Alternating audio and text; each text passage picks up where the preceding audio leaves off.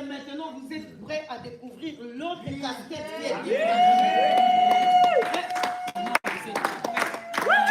Est-ce que vous êtes prêts à découvrir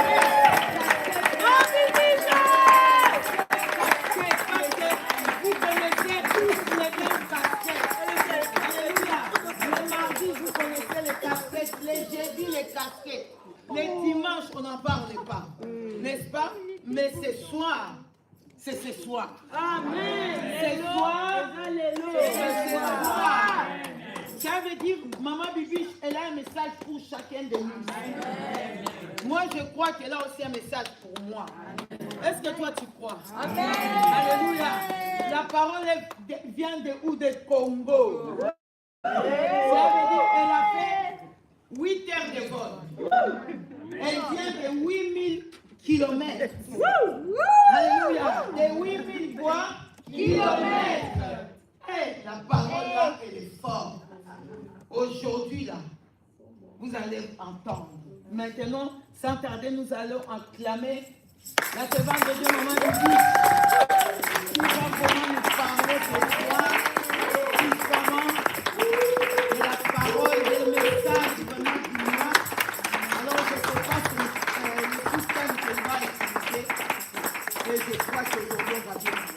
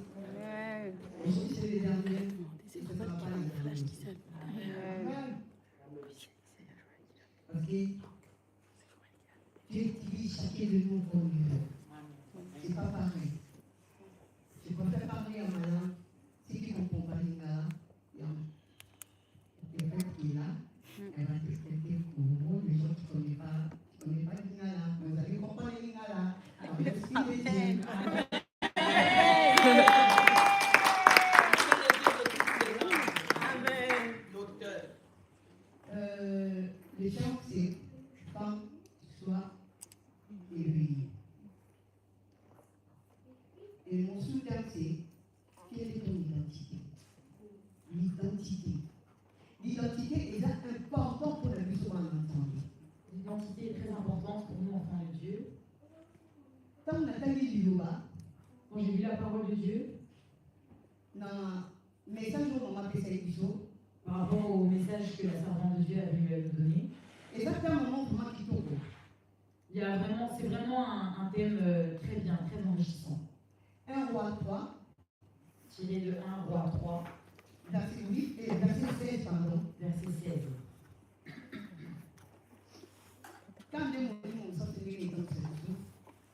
De la façon dont le Saint-Esprit de Dieu a répondu, j'ai lu la parole de Dieu.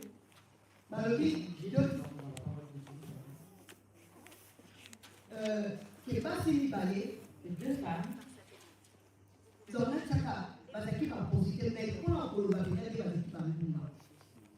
la Bible nous dit que c'était des prostituées, mais pour le dire vraiment bien, c'était des filles de joie.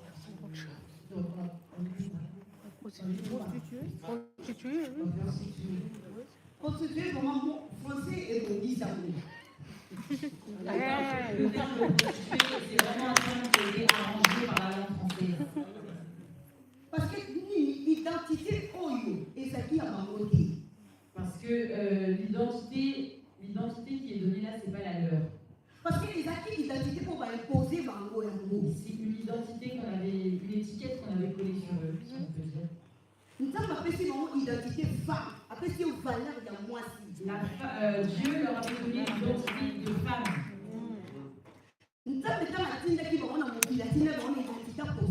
Lorsque Dieu les a envoyés sur terre, Dieu ne les a pas envoyés en catégorie de prostituées, il les a envoyés en catégorie de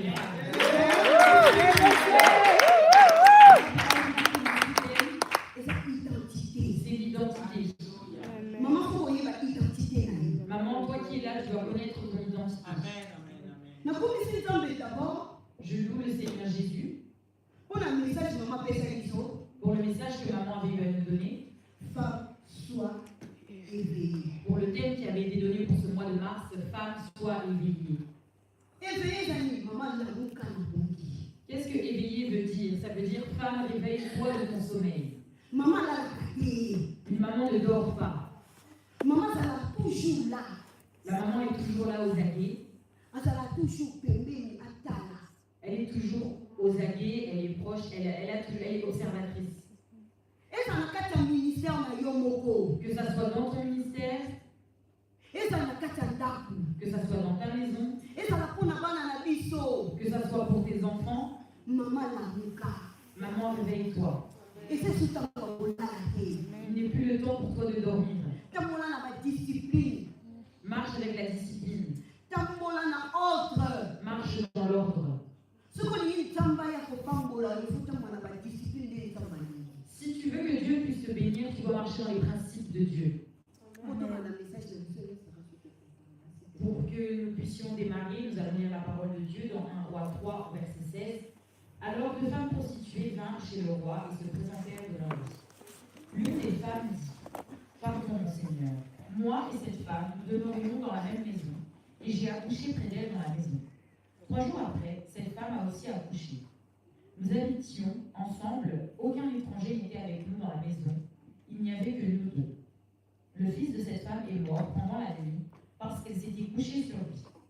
Elle s'est levée au milieu de la nuit, elle a pris mon fils à mes côtés, tandis que ta servante dormait, et elle l'a couché dans son sein, et son fils qui était mort, elle l'a couché dans mon sein.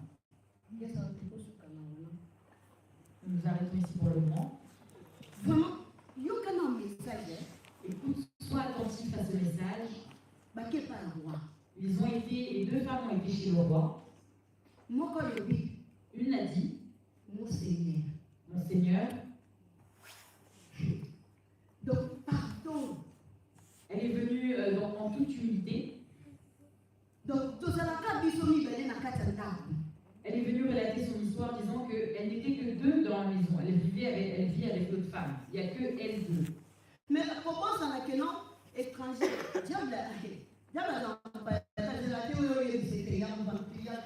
Sans savoir que, le bien-aimé, le diable n'est pas un invité que tu vas inviter comme ça.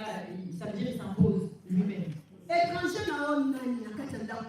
Qui est l'étranger de ta vie, dans ton foyer, pardon? Étranger étrangers qui s'immiscent dans ton ministère. Toi, tu as l'impression que dans la maison, vous êtes que deux personnes, comme cette femme, elle pensait. Mais l'ennemi est aussi tout proche de vous. Est-ce que tu penses qu'il se réjouit du fait que tu sois béni?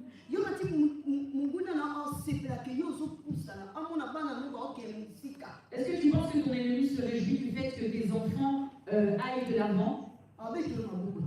Il ne va pas t'acclamer. Il va tenter de dérober le bien que Dieu t'aura donné. Parce qu'il verra que toi, tu ne veilles pas sur ce que Dieu t'a donné. Il verra que toi, tu es dans la distraction. Du coup, qu'est-ce que lui va faire? Il va prendre cette belle chose que Dieu t'a donnée là. Et c'est cette chose-là qui va dérober et à la place, il va te donner quelque chose de mauvais. Voilà pourquoi le diable avait récupéré la véritable identité de ces deux femmes prostituées.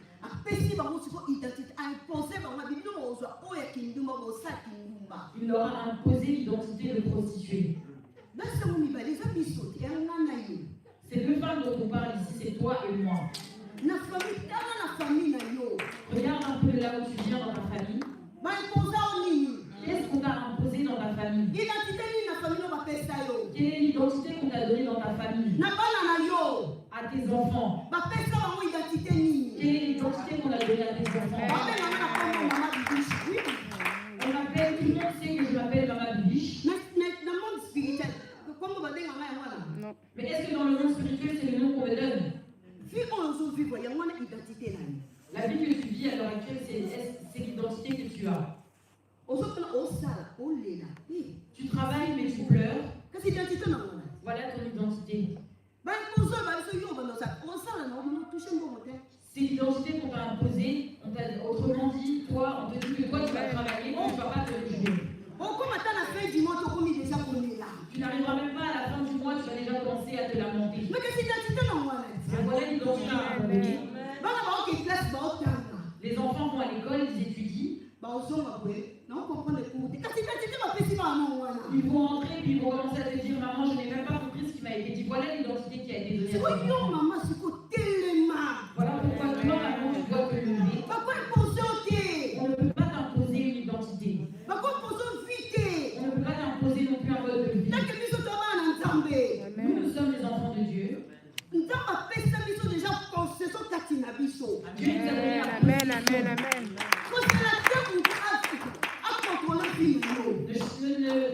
Ne sois pas là, n'accepte pas qu'une personne contrôle ta vie.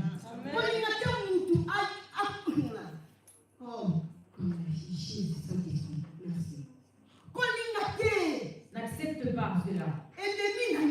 Que ton ennemi, il gère ta vie. Ne l'accepte pas, refuse-le au contraire. Même dans la vie de tes enfants. Il faut renoncer, refuser. Si tu vois que ta vie ne marche pas correctement, refuse cette vie. Tu regardes le côté, tu prends exemple sur notre maman. Tu prends exemple sur ta maman, tu regardes du côté de ton papa, tu regardes du côté de ta maman. Tu regardes aussi du côté de ta famille, tu analyses en fait. Et tu prends le temps de te rendre compte que tout le monde en fait a le même style de vie dans ta famille.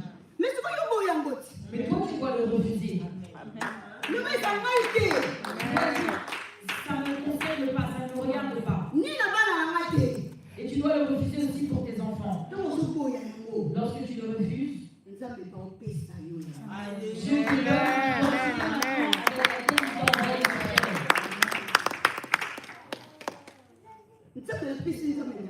Je dis merci au Seigneur. Parce que quand je me suis mise à lire cette parole, le Saint-Esprit m'a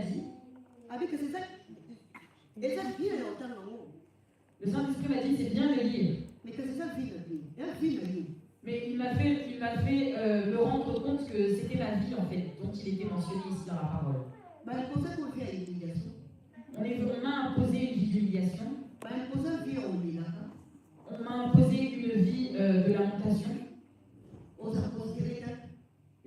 où je ne suis pas considérée, ni na bana na ni auprès de tes enfants, parce que maman a dit maintenant parce que moi-même j'avais accepté cette identité. parce que na eba ina on te faut d'identité na ma vie. Parce que je ne connaissais pas encore ma véritable identité. Comme le temps du baba va se parler. Quand j'ai lu la parole de Dieu au sujet de ces deux femmes, Avant moninga na ayiba mwana a changer mwana. avant que la femme change l'enfant qui était vivant et qu'elle le remplace par celui qui était mort, Kasi na butu elina changer oni. Yebe ba changer ke mwana butu. si vous constatez et qu'on prend le temps d'observer, c'est la nuit que ça s'est passé. Alors, la nuit, qu'est-ce que le diable a échangé à ton sujet? Yo siko na butu ba changer oni. Toi, la nuit, qu'est-ce que le diable a changé à ton sujet? Yo na butu ala pendant que ta servante dort. Mais pendant que yo ko na laki. La Bible dit ici que la servante là dormait la nuit. Toi aussi, pendant que tu dors, qu'est-ce que le diable vient dérober dans ta vie? On a retiré quelque chose de bien à cette femme, à savoir son enfant qui était vivant. On ne sait pas si c'était un garçon ou si c'était une fille, c'est pas mentionné. Donc,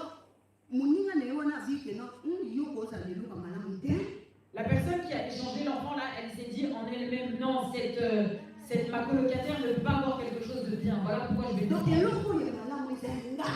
donc la chose de bien, je vais lui dérober. Et la chose mauvaise, je vais lui donner.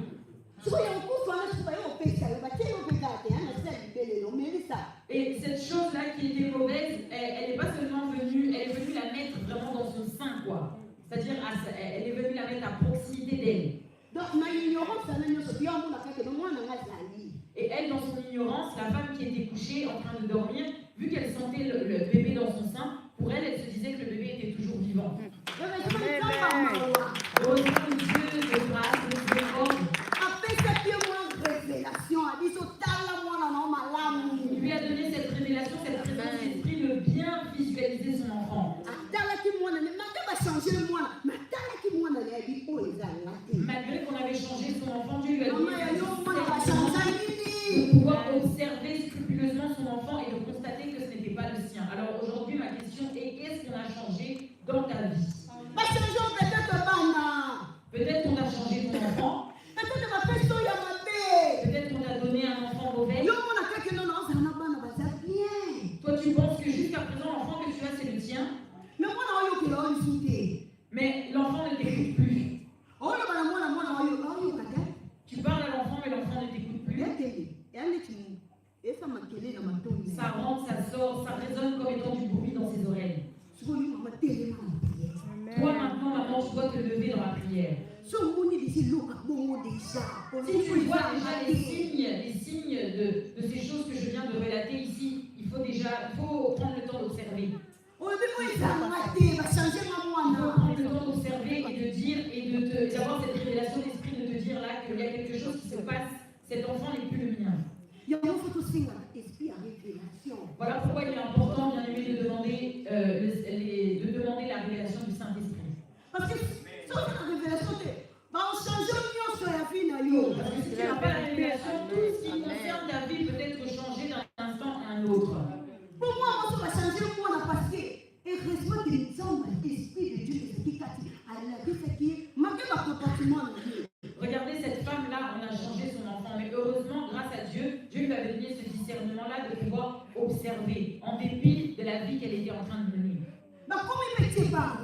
Ils ont été jusque chez le roi. Regarde la sorcellerie de cette deuxième femme. Une chose qui ne t'appartient pas, mais tu déclares que cette chose t'appartient. C'est comme ça que le monde des ténèbres est aussi. On te juge. On revendique des choses il revendique des choses qui t'appartiennent à toi. Mais toi, tu n'as pas le mot à dire. Et qu'est-ce que le monde des ténèbres va faire? Il va profiter de ta faiblesse pour récupérer ton identité. Regarde comment ces deux femmes ont été jusque chez le roi. Cette deuxième femme là qui avait changé le bébé, c'était pas à elle. Le bébé ne lui appartenait pas. Et c'est qui mon ninga? C'était le bébé de sa colocatrice. Et puis, heureusement que notre sagesse ensemble et que c'est qui casse le roi. Heureusement même que le roi avait la sagesse qui venait de Dieu. On a pour quatre avocats, hein. De façon à pouvoir trancher À sur cette jouer la histoire. sagesse. Il a mis en action sa sagesse. Et on va jouer la sagesse. Voilà pourquoi toi aussi sois une femme sage.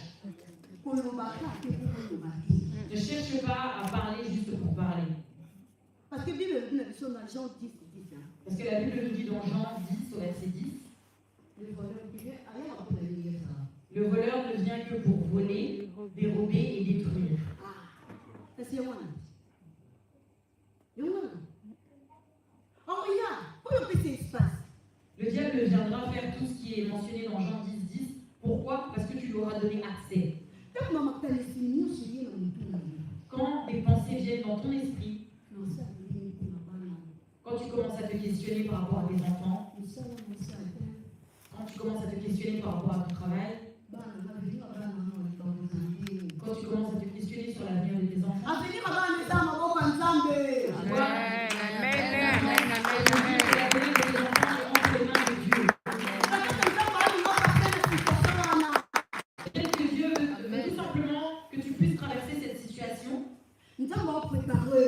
de façon à te préparer. Mais toi, tu ne le sais pas. Mais toi, tu es dans l'ignorance. Toi, tu te lamentes seulement. Tu te poses des questions sur comment tu vas avancer. Mais aussi longtemps que tu continues, tu perdures dans cet état d'esprit-là, ta vie va toujours rester la même. Mais quand tu fais confiance à Dieu et tu lui demandes de gérer, tu fais confiance à Dieu, tu lui dis Seigneur, je ne veux plus m'inquiéter. Que ce soit par rapport aux factures, que ce soit par rapport aux enfants, que ce soit n'importe quelle circonstance. Toi, gère. Amen, amen. Gérer tes situations comme Dieu. Il va bien gérer tes enfants. Amen, amen, amen.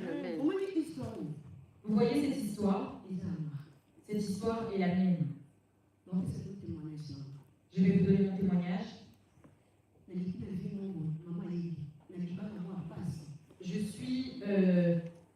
J'ai traversé beaucoup de moments difficiles. Je viens d'un mariage compliqué. 17 ans que je suis mariée. Dans la souffrance, dans les pleurs, l'humiliation, aucune considération.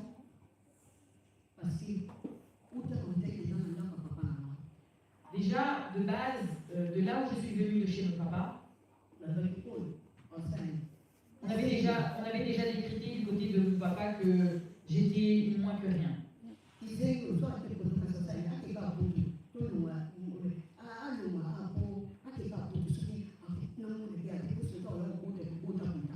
Dans ma famille, du côté de mon père, on a cherché à se débarrasser de moi. C'est la raison pour laquelle on s'est dit, bon, qu'elle aille seulement en France, parce que si elle reste en Afrique, j'ai peur qu'elle soit une poule pondeuse, c'est-à-dire qu'elle ait des enfants à droite à gauche. À cette époque-là, je ne connaissais pas Dieu. Mais tout en grandissant, j'avais cette habitude-là d'avoir des affirmations positives dans mon cerveau.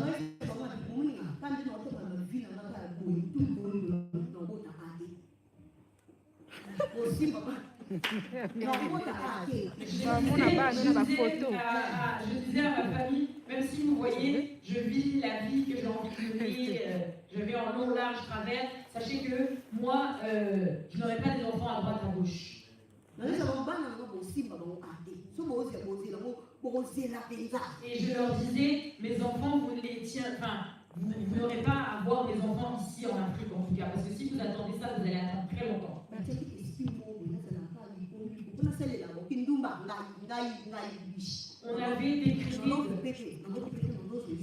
On avait décrété dans ma famille qu'il fallait que je sois comme ces deux femmes-là, une prostituée, ça veut dire que je passe d'un homme à un autre, que ma vie soit soit comme ça en fait.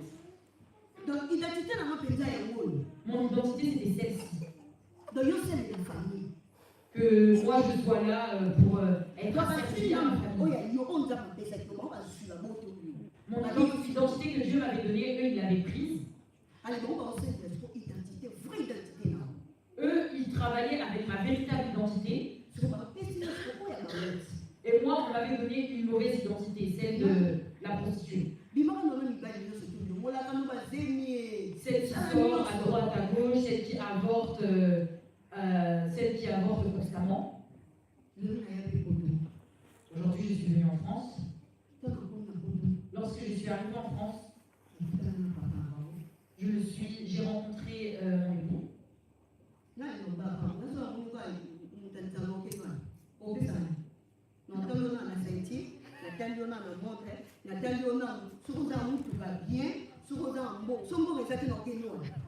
Moi, j'étais le genre de personne où j'étais très axée sur les critères. Ça veut dire que si tu n'as pas le style de vie que je voudrais, tu n'as pas de belle voiture, tu n'as pas les moyens, en tout cas, je ne vais pas te regarder. Mais la chose qui m'a surprise vraiment, c'est que j'ai baissé tous mes standards là et je me suis retrouvée avec le papa de mes enfants. Je me suis regardée. Je me suis dit, Seigneur,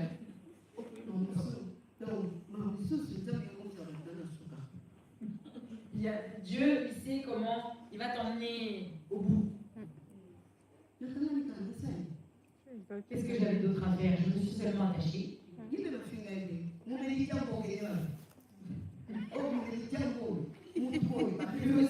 aussi, on l'avait donné une étiquette en disant, qu'est-ce que tu vas faire avec ce fumeur de cigarettes? Mais Dieu savait. Et il sait pourquoi il m'a fait passer par ce chemin-là. Nous sommes mis ensemble. Il était serviteur de Dieu. Amen, amen, amen. Il faut savoir, mais bien aimé, que l'ennemi n'est pas de mon avis. C'est la vérité. S'il veut vraiment se moquer de toi, il va vraiment se moquer de toi. Il faut savoir que mon union avec Papy a démarré à l'église Mission Évangélique Bethel. Nous nous sommes rencontrés dans cette église, c'est lui-même qui m'a amené jusqu'ici. Moi-même, si c'est Nadine, la sœur Nadine qui m'a emmené ici à l'église Mission Évangélique Bethel. À l'époque, nous étions à l'étage. Et c'est en bas là des escaliers, parce qu'il y avait des escaliers en colonisation là. C'est en bas que Papy et moi nous sommes rencontrés.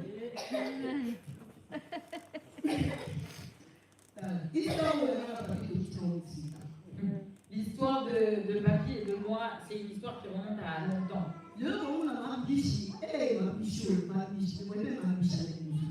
Aujourd'hui, vous me voyez tel que je suis, mais je n'ai pas toujours été comme ça. La maman bibiche que vous voyez là aujourd'hui, celle d'avant, j'allais vraiment, comment? J'allais m'en aller dégoûter. Parce que tu risquais de te poser la question, mais ça c'est quoi? Moi, mon accoutrement, il ressemblait aux accoutrements des danseuses. Moi, j'étais abonnée aux jupes courtes.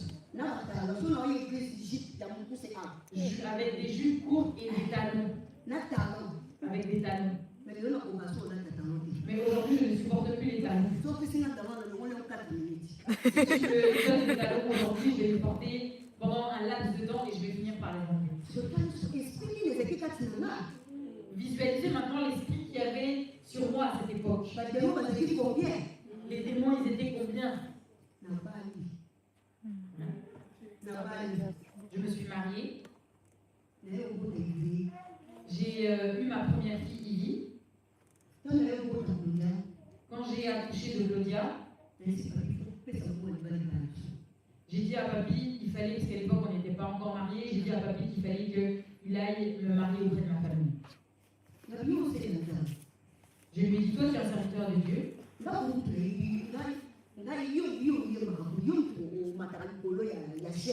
Moi je ne connais pas ces histoires-là, mais c'est toi qui montes sur la chair.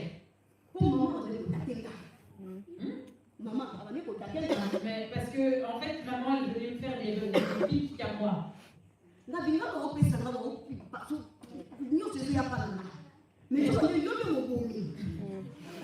Elle disait à papy, il n'y a que moi qu'on attaque, qu'on fait des pics concernant le fait qu'on n'est pas marié, alors que c'est toi qui, derrière, sabote.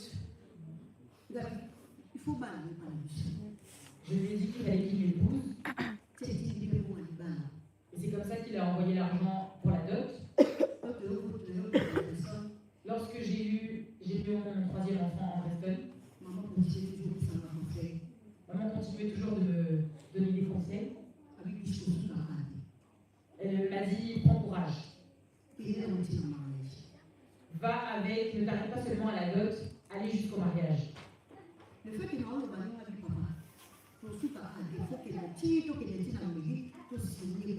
et moi, les conseils que maman me donnait, j'allais aussi auprès de papy pour lui dire que pour insister vraiment que je ne devais pas m'arrêter à la dot, il fallait que lui et moi nous allions jusqu'à la mairie et que nous puissions signer à la mairie pour acter de notre mariage.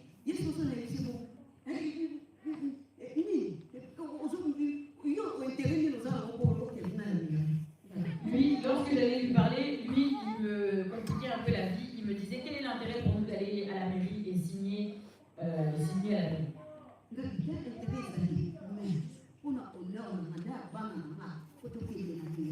Je lui disais, moi, je n'ai pas spécialement d'intérêt ou quoi que ce soit, mais j'ai besoin que tu m'honores et que tu honores aussi les enfants que nous avons eus ensemble. Lui aussi, il y avait des réclamations familiales qui le réclamaient.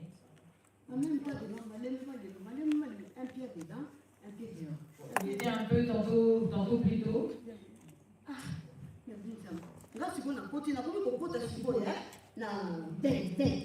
Alors que moi, dans ma foi, dans ma relation avec Dieu, je commençais à l'approfondir, je commençais à connaître Dieu un peu plus en profondeur, être plus régulière et assidue à l'église.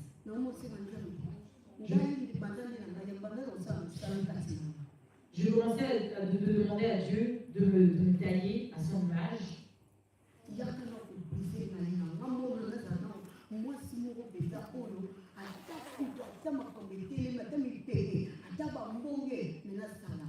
Je demandais à Dieu de me tailler de façon à ce que ma foi soit une foi ferme, peu importe les circonstances, que je reste ancrée dans le Seigneur. Parce que moi, dans mon mariage, enfin dans mon foyer, pardon, j'étais du genre quand papy sortait, moi aussi je le suivais derrière, je sortais avec lui. Sortez de l'église, tu vois l'église, n'a pas été. Ah, bon, sortez dans le sens où papy était bien.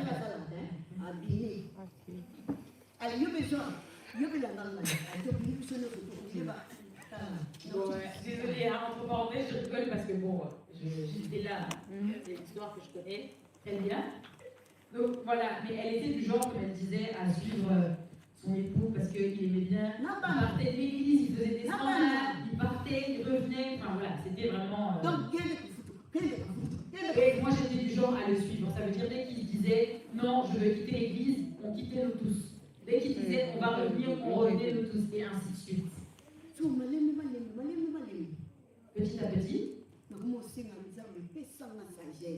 demandais à Dieu de me donner la sagesse. Ouvre-moi l'intelligence, de façon à ce que les enfants ne puissent pas se perdre. Pardon.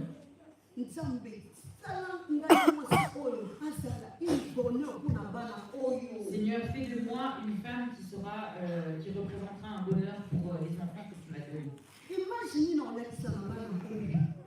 Quelle est l'image que je pourrais montrer à mes enfants? C'était ma prière de tous les jours. Mais en même temps, le diable ne s'arrêtait pas là. Il allait insulter des mauvaises idées à papy. Il a commencé à m'insulter. en disant que j'étais bête. Il disait, toi de toute façon tu es moins que rien.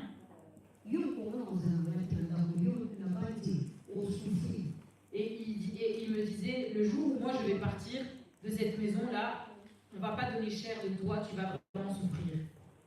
Mais il y a une chose qu'il oubliait, que Dieu, on ne joue pas avec Dieu. Dieu était en train de me préparer.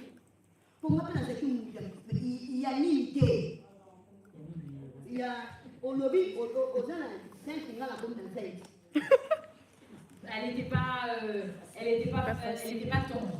Ça veut dire que quand papy plaçait un mot, elle était déjà à 50.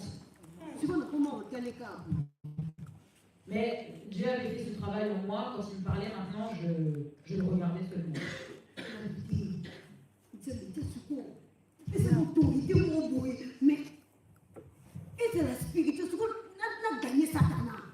Je demandais à Dieu dans ma prière de me donner cette sagesse-là, cette autorité-là, de pouvoir surmonter les mauvaises paroles qui pouvaient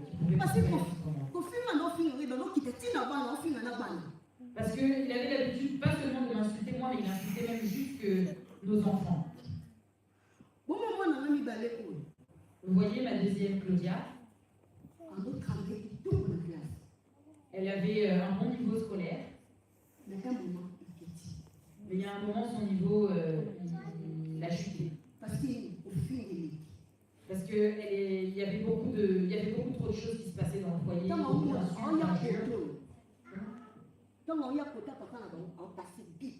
Quand elle tentait de s'approcher de son papa la cassait sans arrêt.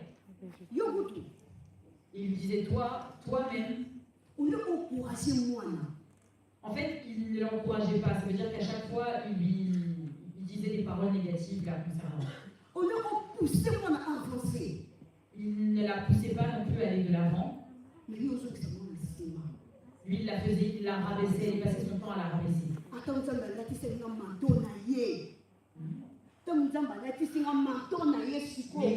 Mais quand Dieu m'a doté de ce manteau-là pour avoir cette casquette de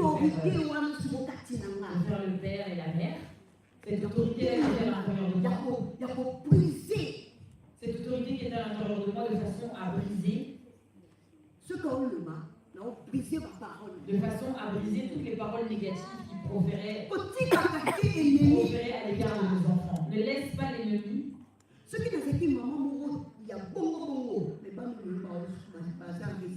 Si je ne m'étais pas opposée, mes enfants ne connaîtront pas la réussite qu'ils connaissent aujourd'hui. C'est parce que j'étais aussi derrière eux. Je les encourageais.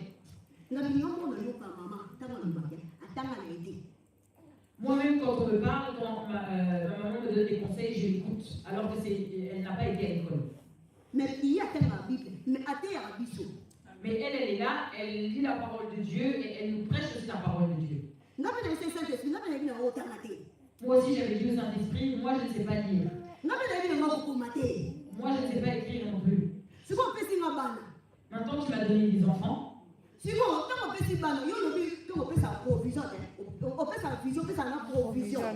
parole dit, lorsque tu donnes la vision, tu donnes la provision. Toi, tu m'as donné la vision de 4 enfants. Et ces enfants ne sont pas nés à qui, ils sont nés en France. Moi, et alors, ils sont issus d'une maman qui n'a pas étudié. Moi, qui suis leur maman, je ne sais pas non plus écrire. Mais ils sont venus dans ce même ventre-là. Qu'est-ce que moi je vais faire maintenant? J'ai dit, Seigneur, vous ne vous arrêterez pas là, vous irez loin. Il faut que vos noms soient reconnus. Vous allez aller de l'avant. Vous êtes intelligent. Ce que Dieu m'a donné, c'est de bonnes choses. Vous allez faire beaucoup de choses qui vont dépasser l'entendement des autres.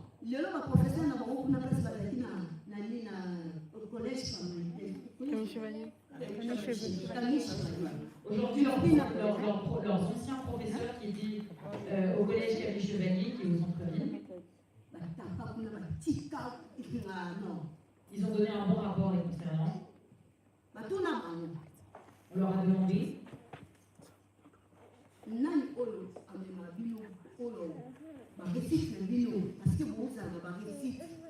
a demandé comment ça se fait que vous arrivez à réussir autant dans les études. Parce qu'on leur avait refusé d'aller dans le lycée Mathias. On leur avait dit qu'avec leur niveau scolaire, elles ne pouvaient pas aller au lycée Mathias.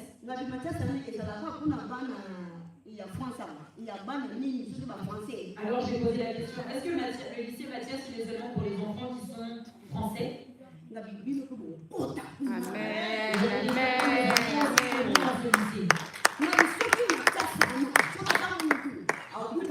Amen. Si ce lycée-là a fait une personne, en tout cas, elle va me rencontrer. Amen. Si vous n'avez pas entendu que mes enfants à moi étaient la tête et non la queue, en tout cas aujourd'hui, ils vont entendre. Et en effet, c'est ce qui s'est passé. Il y a des félicitations qui ont été données par les professeurs.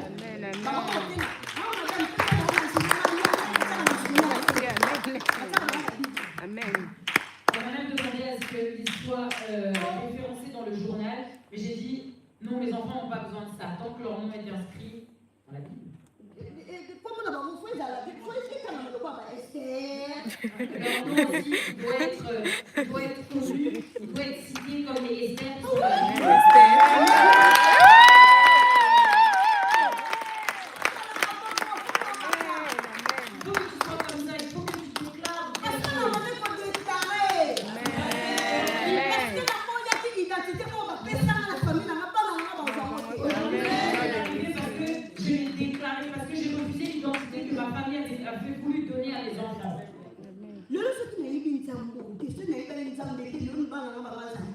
Aujourd'hui, c'est parce que je connais Dieu que les choses sont telles qu'elles sont. Mais si je ne connaissais pas Dieu, où est-ce que seront mes enfants alors? Et si je ne connaissais pas le Dieu de mission évangélique Bethel, ou le Dieu de la prophétesse Myriam, où serais-je à l'heure actuelle? Tous les conseils qu'elle me donne, je les garde jusqu'à présent et je tâche de les mettre en pratique. Et c'est la raison pour laquelle je le tiens debout aujourd'hui, parce que ce sont les fruits de ces conseils.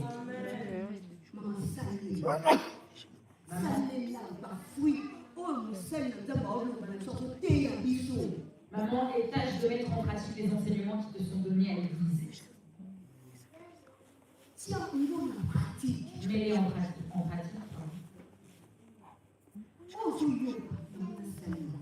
Ce que tu entends, mets-le en pratique. Ne retiens pas, ça veut dire, et mets-les vraiment en pratique. Ne sois pas seulement. Parce que écouter c'est bien, mais mettre en pratique c'est deux choses qui sont différentes. Maman, sois éveillée. Réveille-toi. Sois prudente. Les temps sont mauvais. Le diable ne joue plus à l'heure actuelle. Mais nous, malheureusement, enfants de Dieu, on est dans la distraction, on joue beaucoup, on se néglige beaucoup. Mais le diable, lui, n'est pas dans la distraction. Les projets que Dieu avait déclarés pour ta vie vont se réaliser. Il n'avait pas seulement dit à Jérémie, il nous l'avait dit à nous aussi.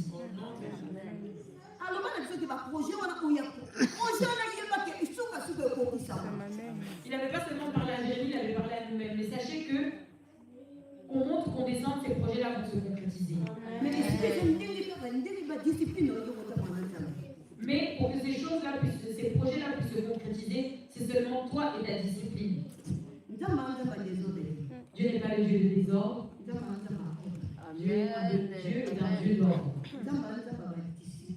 Dieu est le Dieu des disciplines. Il est le Dieu des principes. Tu peux donner tous les sacrifices que tu veux, mais aussi longtemps qu'il n'y a pas d'obéissance,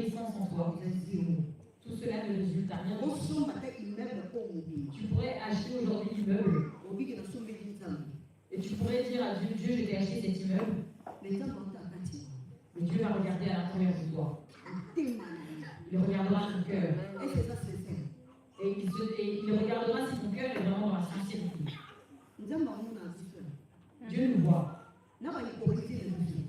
Et toute l'hypocrisie aussi qui est enfouie à l'intérieur. Avec la sorcellerie aussi enfouie à l'intérieur de nous. Avec le colportage qui est aussi enfoui à l'intérieur de nous. Nous venons dans la même église, mais c'est dans la même église aussi que nous critiquons notre leader.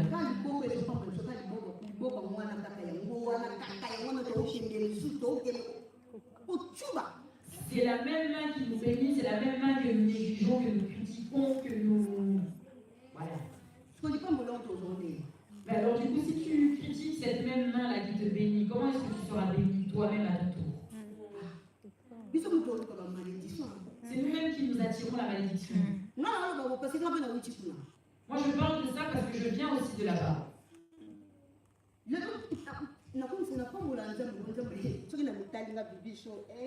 Je bénis le Seigneur parce que quand je prends le temps de m'observer, la bibiche que j'étais avant, c'était sans cesse des colportages à droite à gauche. On rigole, mais si tu m'avais connu avant, tu allais, en tout cas, j'allais pas être dans ton cercle. Je prenais les choses de l'église et j'allais les emmener dehors. Et je parlais. Mais la même personne qui allait parler de tout ce qui se passait à l'église dehors pour critiquer, c'est la même personne qui revient encore à l'église.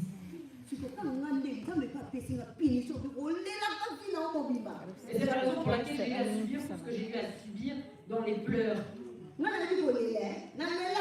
Moi, je sais comment pleurer. Parce que je sais de là où je viens. Si Dieu a dit qu'il allait te frapper, il va te frapper réglementaire. Moi, Dieu m'a frappé. Donc j'ai commencé à pleurer. Ma vie n'était que ça, rythmée par les pleurs.